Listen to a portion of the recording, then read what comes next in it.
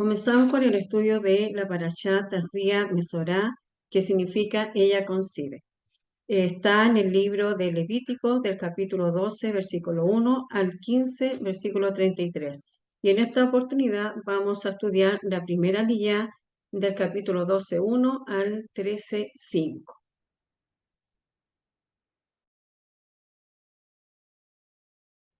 Vamos a dar un resumen de los temas que trata estas dos parashot.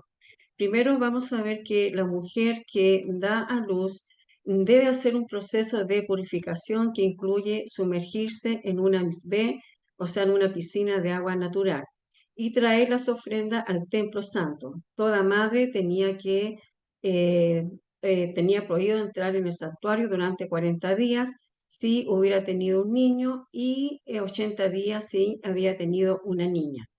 También el Eterno estableció y ordenó que el niño varón israelita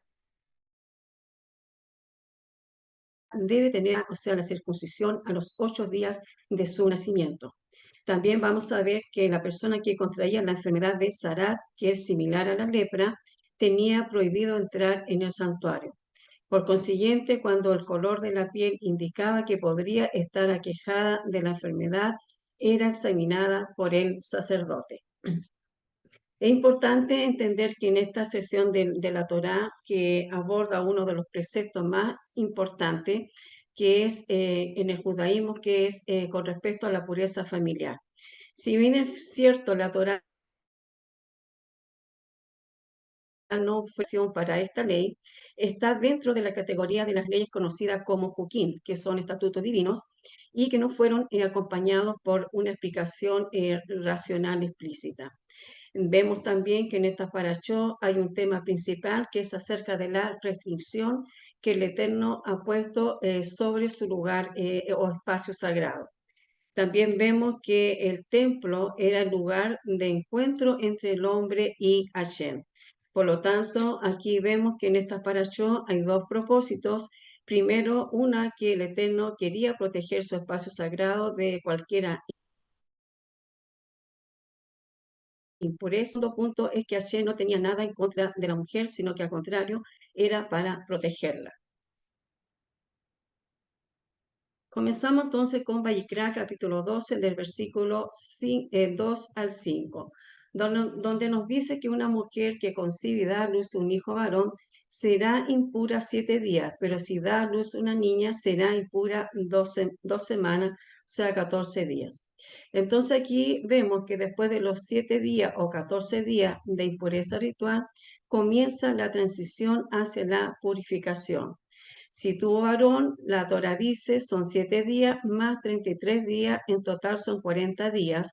Y si tuvo una mujer, son 14 días más 66 días, que serían 80 días. Acá había un rito para ser declarada pura de nuevo y era traer ofrenda. Entonces aquí vemos que la mujer presentaba al sacerdote una ofrenda blat, que era un cordero, más una ofrenda hatat, que era una paloma o tórtola. Si era de pocos recursos, podían ser 2 palomas o 2 tórtolas. La esencia de esta misbah es que la mujer en edad fértil debía de observar las leyes relativas a la impureza ritual. La ley es cuando una mujer da a luz a un niño, es ritualmente impura durante un periodo de tiempo, se limpia sumergiéndose en una misbeh. Durante el tiempo de la impureza ritual, la mujer no podía entrar en el Beit Hamikdash ni comer comida sagrada o comer terumá durante 40 días después del nacimiento del niño. Esto era debido porque también podría ser que ella podría tener un esposo que era sacerdote o levita, por lo tanto ellos podrían traer a su hogar de esta ofrenda y por eso estaba prohibido para ella de comer de ella. Entonces también vamos a ver durante el proceso que vive esta mujer después del parto y vamos a ver lo que dice la medicina en cuanto a todo este proceso que ella está eliminando o está expulsando de su cuerpo. Este proceso se llama loquía o los loquios, que son los flujos, ¿verdad?, que ella estaba eliminando. también conocidos como sangrado postparto. Son una descarga normal de sangre y mucosidad del parto. Comienza justo después del parto y puede continuar durante 4 a 6 semanas después del parto, y el flujo más intenso ocurre durante los primeros 10 a 14 días. Algunas mujeres pueden tener un periodo de secreción más corto, mientras que otras pueden tener loquios o flujos por un poco más de 4 a 6 semanas. ¿Cuáles eran las características?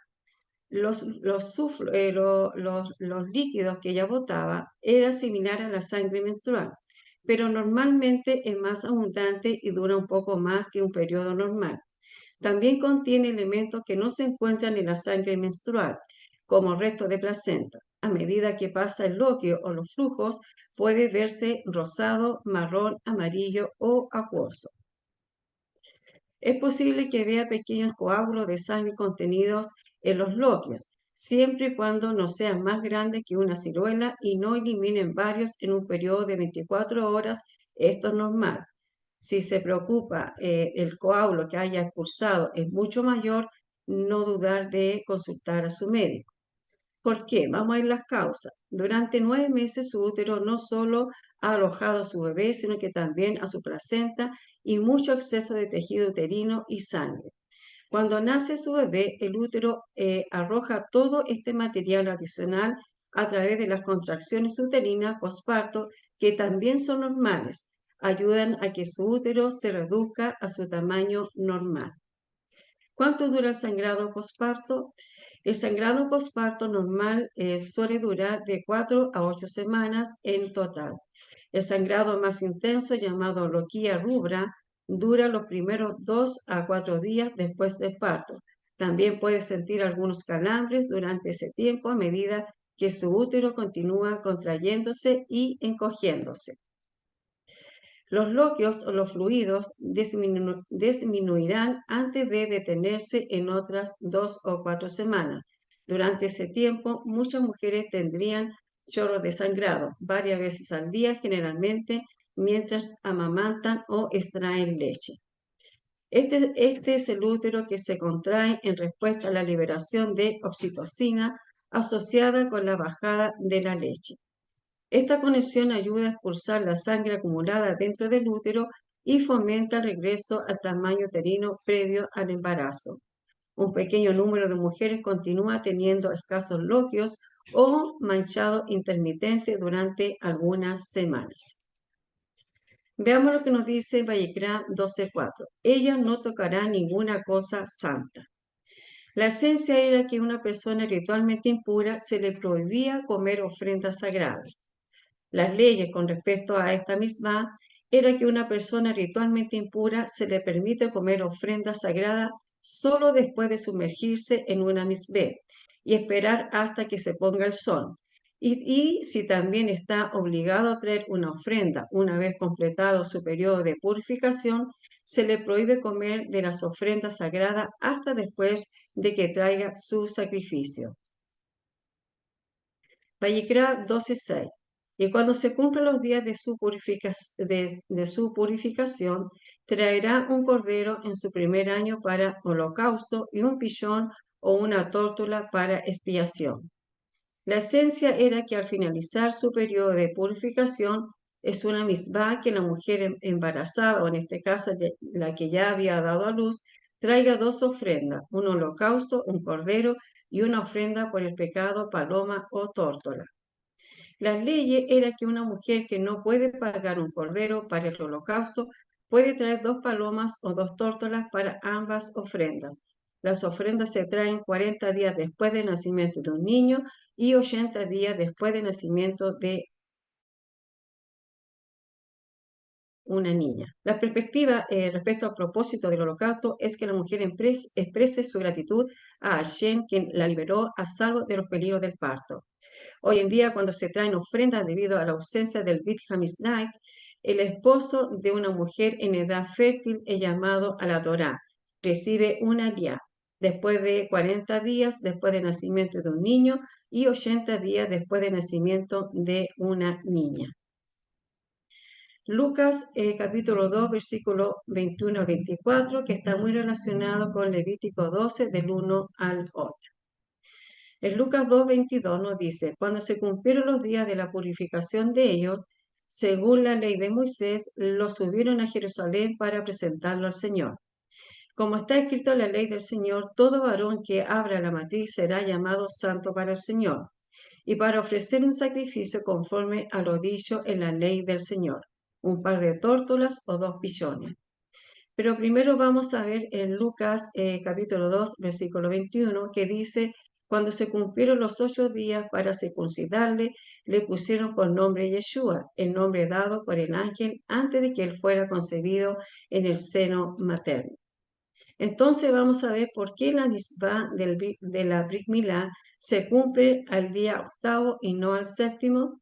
La respuesta la trae el Midrash Melchitá Shemot 31, cuando dice, cuán importante es el Shabbat, que el niño no es circuncidado, sino luego de que un Shabbat pasa sobre él. El Brit Milá, el día octavo, asegura que ese niño sea elevado por un Shabbat antes de ingresar al pacto de Abraham. También vemos en el mismo versículo que nos hace una mención acerca de la redención del hijo varón primogénito después de un mes. El precio de rescate de un niño primogénito es de 5 shekels. Este precio se podría pagar a partir de la edad de los 30 días del niño. Es posible que Joseph lo haya pagado a los 30 días de nacimiento de Yeshua, pero lo más probable es que hayan hecho las dos cosas a la vez. 41 días después del parto, la redención del primogénito en hebreo, Pidyon Aben, y la presentación de los sacrificios de la madre. La idea detrás del precio de rescate es que todo varón primogénito pertenece a Shem como sacerdote. Además de esto, los primogénitos fueron especialmente consagrados cuando todos los primogénitos de los egipcios fueron matados por el ángel destructor. Después de los 40 días, Miriam ya estaba ritualmente pura para poder entrar en el templo. Aquí habla de la purificación de ellos. La Torá no enseña que el niño necesitaba purificación después de nacimiento. Fue solo la madre que necesitaba purificarse. ¿Por qué dice el texto que ellos fueron purificados? Lucas podría haber incluido el rito de la redención del hijo primogénito en esta expresión, pero es también probable que no se trata del niño, sino de Joseph. Él se purificó en Jerusalén.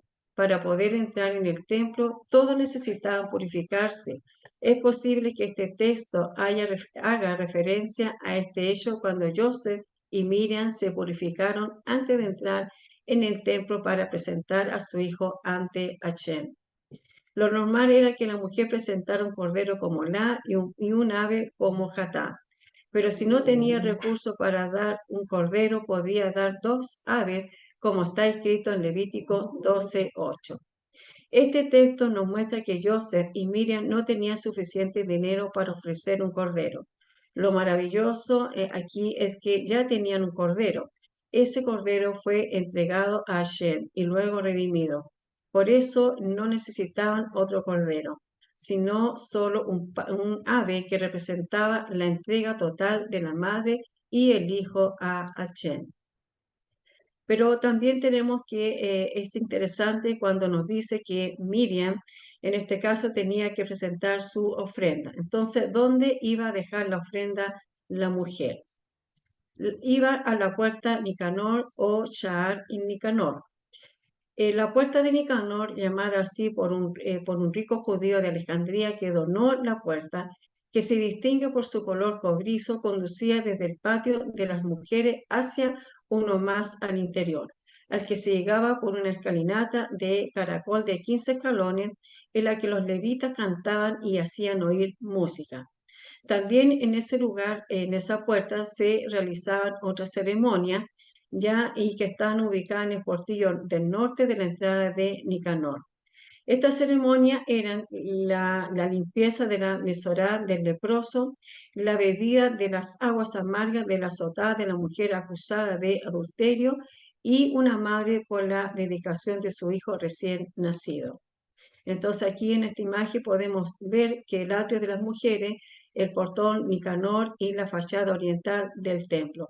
Entonces aquí en este lugar donde Miriam subía estos escalones y se ganaba en esta puerta. Ella no podía traspasarla, sino que ahí en pie, tomando las aves en sus manos, ahí es donde ella presentaba su ofrenda.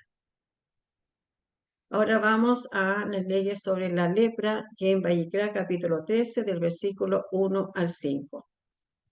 Vamos a ver que en esta paracha entera habla sobre las manchas de Sarat, comúnmente traducido como lepra, pero en realidad era otro tipo de enfermedad similar a la lepra, y sus diferentes tipos que corresponden a las impurezas más severas, hasta el punto que nuestros sabios dijeron que una persona con Sarat es como un muerto.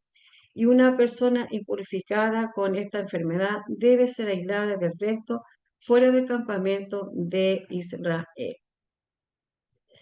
Era una enfermedad de carácter espiritual y solo el sacerdote podía declarar a la persona como puro o impuro. El Maimónides hace un comentario y dice que las manchas de Sarat eran milagrosas que aparecían por el pecado de la Lashon Hara o la mala lengua. Habían ciertas condiciones espirituales por qué se presentaban estas afecciones a la piel.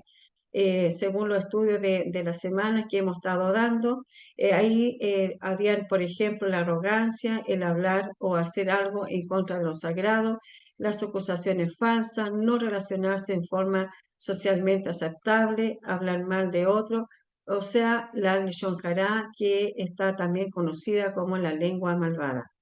En este punto vemos la grandeza del amor de Hashem al estar, poner a la persona en un aislamiento. Era un proceso de purificación y así vemos nuevamente que la Torá se preocupa especialmente para porque volvamos en un proceso de arrepentimiento y de crecimiento y nos da las condiciones para poder ser restaurados y sanados. Entonces, el pecado de la Leshon Hará era muy grave y estaba relacionado con 7 pecados. Primero decíamos, está la Leshon Hará, que la Leshon es lengua y Hará es chismosa. Estaba también el derramamiento de sangre de una persona o de un inocente. El juramento delante del templo, cuando una persona decía, no lo haré más, no haré más este pecado y fallaba a este juramento. También estaba la edad que involucraba a la pureza familiar, ya que es la Tarat Hamispajá. También estaba la persona que es orgullosa y altiva. También estaba el pecado de robar. Y por último, la persona tacaña y que no ayudaba al prójimo, que no daba sedacá y no hacía el bien. Entonces vemos que la enseñanza que el Eterno nos estaba dando a través de la Torá, vemos que cuando daba señales, ¿verdad? Cuando empezaba a aparecer esta Sara, señal era en la casa que aparecían algunas manchas o algún moho, y entonces ahí cuando la persona tenía que hacer una introspección, hacer una teshuvá. Si no hacía caso de esta primera señal, venía la segunda señal que era sobre la vestimenta, ¿verdad? Que él poseía. También de la misma manera el Eterno le estaba dando la oportunidad de hacer esta introspección, de hacer una teshuvá. Pero si también lo dejaba pasar por alto esta señal, entonces venía la zarat en su cuerpo. Y es ahí donde el sacerdote ya venía a examinarlo para declararlo ritualmente impuro. Entonces también los sabios hacen una asociación muy interesante donde nos dice que el hombre es tocado en estas 3 áreas, en la salud, el dinero y en el amor. También hace una relación con Job, que no es que él haya cometido el pecado de la Shonjará, sino que él también fue tocado en estas 3 áreas. Primero fue tocado en lo material, en la pérdida de todos sus bienes, después por la pérdida de sus hijos y por último fue tocado en su salud con esa sana maligna. Entonces aquí nos hablan los sabios que el hombre o la mujer en estas 3 áreas puede ser tocado. También hay una relación muy interesante que nos hacen con respecto a los 613 mandamientos, que nos dice que 365 mandamientos son prohibitivos: no harás, no robarás, no adulterarás, no matarás, en fin, y los otros 248 mandamientos que lo relacionan con el órgano del ser humano. Por lo tanto, ahí dicen ellos que cuando una persona se enferma o se enfermaba, es porque había movido algún tendón de algún mandamiento negativo. Por lo tanto, es aquí también que nos dicen que el Eterno siempre nos da la oportunidad, nos da la salida de poder clamar a Él en las etapas que podamos estar viviendo.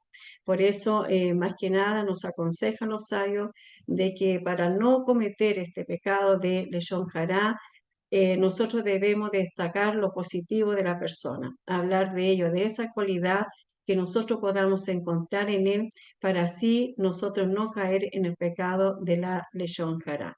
Eso era lo que yo les quería compartir en esta parashá Tazria Mesorá. Shalom.